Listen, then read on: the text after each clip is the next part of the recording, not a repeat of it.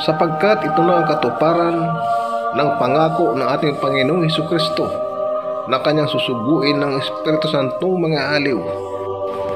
Makakarinig kayo ng mga digmaan at alingaw-ngaw ng mga digmaan. Ingatan ninyo huwag kayong magulumihanan, sapagkat kailangan ito'y maganap, datapot hindi pa ang wakas.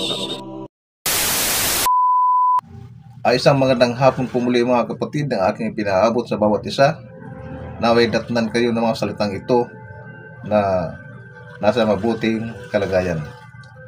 At muli ay dumating na naman ang isang araw ng ating pagkikita-kita, tulad ng aking sinabi, na hindi man sa personal, ngunit nagkikita-kita tayo sa pamamagitan ng internet. Ang kapanahunan ito mga kapatid ay isang kapanahunan ng matatawag nating pagtaas o paglago ng siyensya. Nang dahil sa paglago ng siyensya ay nagawa na nating iparating sa anumang panig ng mundo ang mga salita ng Diyos. Ito yaong kapanahunan na binanggit sa aklat ni Propeta Daniel. Basahin po natin mga kapatid. Pakinggan po natin. Ngunit ikaw, O Daniel, isara mo ang mga salita at tatakan mo ang aklat hanggang sa panahon ng kawakasan, sapagkat marami ang tatakbo ng paruot parito at ang kaalaman ay lalago. Ayan. Gaya ng sinabi na darating isang kapanahunan na marami ang tatakbo ng paruot parito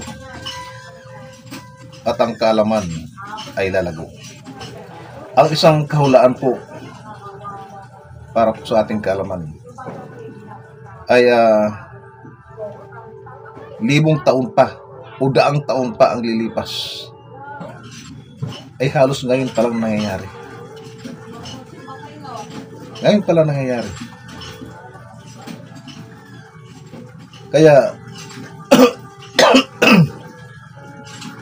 Kaya magtataka tayo na may mga salita sa mga nakasulatan na binanggit na parang imposible na mangyari dahil wala pa eh. Pero ang totoo, hindi naman nangyari yun agad-agad nung panahon na yun, kundi halos ngayon pa lang nagkaroon ng katuparan ang mga kahulaan ng mga propeta. Katulad halimbawa ng salita ng dakilang Kristo na sabi ay kung ano yung pag-akyat niya, na sabi kung ano yung pag-akyat niya sa itaas na nakikita siya ng mata ng mga tao, siya rin yung pagbaba niya, makikita rin siya ng hayag ng mata ng tao. Ngayon, kung isipin mo pa paano, sa luwang ng sandaigdigan, paano kung ang Kristo ay bumaba sa parteng Amerika? Paano siya makita ng mga Pilipino? Sa napakalayo po ng Amerika sa Pilipinas. Kung sa bansang Israel bumaba ang Kristo, halimbawa lang, sa napakalayo ng Pilipinas, paano po siya makita ng mga Pilipino o ng mga ibang karatig bansa ng Pilipinas? Hindi ba mga kapatid, isang kaisipan na matatawag natin isang katanungan ng ating mga kaisipan na parang imposible, pero mangyayari siya. Kasi noong panahong sinalita yun ng Panginoong Hesukristo, hindi pa naimbento ang mga satellite Hindi pa naimbento ang mga satellite, ang mga telebisyon na katulad ng panahong ito. Hindi pa naimbento yung mga matataas na uri ng teleskopyo. Di ba mga kapatid, sa panahong ito, naimbento ng mga teleskopyong napakalayo na nang nararating. Sa panahong ito nangyari. Sa panahong ito naimbento. Kaya nga pagdating ng panahon na yun na bababa ang Panginoong Jesucristo, halimbawa, sa bansang Israel, bababa siya doon. Halimbawa lang, makikita na siya ng buong mundo dahil sa satellite. Ang satellite ay isa sa mga karunungan ng ating daigdig na naimbento nitong mga huling panahon. Na pagbaba niya sa Alapaap, makikita siya ng satellite. Unang matataas na uri ng mga teleskopyo. At pagkatapos, ibabato naman siya, yung kuha na yun ng teleskopyo, ibabato naman siya sa lahat ng telebisyon sa buong mundo sa pamamagitan ng satellite. Kaya, mapapanood siya. Makikita yung pagbaba niya ng kabuuan ng sandigdigan sa pamamagitan ng karunungan, yung sinsya at teknolohiya ng ating daigdig. Kaya maraming magkakahulaan ng panahon na ngayon pala nangyayari. O katulad ngayon, inyo akong nakakasalamuha, hindi sa personal. Pero itong salitang ito, o ang bidyong ito, ay napapanood sa buong mundo sa pamamagitan din ng internet. Ganyan po ang karunungan. Kumbaga, maaari na tayong magkikita-kita sa pamamagitan ng internet sa buong mundo. Kasi sandali lang naman i-search mo lang yung pangalan ng channel ko lalabas na sa mga screen. Ganun lang po kadali sa panahon ito. Kaya ipagpatuloy po natin ang ating pag-aaral. Ang ating pag-aaral po, mga kapatid, ay base pa rin sa mga kaganapan ng kapanahunan ng ating Panginoong Jesucristo. Isang kapanahunan na lumipas na. Lumipas na po yung kasulatan, yung kapanahunan at kasulatan ng lahat ng mga pangyayari sa panahon ng ating Panginoong Jesucristo. Lumipas na po tapos na.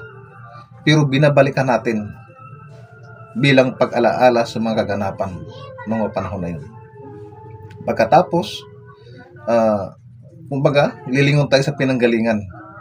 At yung pinanggalingan na yun ay ating binalikan sa paglalakad natin, yun ang magiging guide natin. Yun ang magiging gabay natin kung paano ang proseso ng pananampalataya, paano ang proseso na tinatawag na ang pagkakaroon ng buhay na walang hanggan.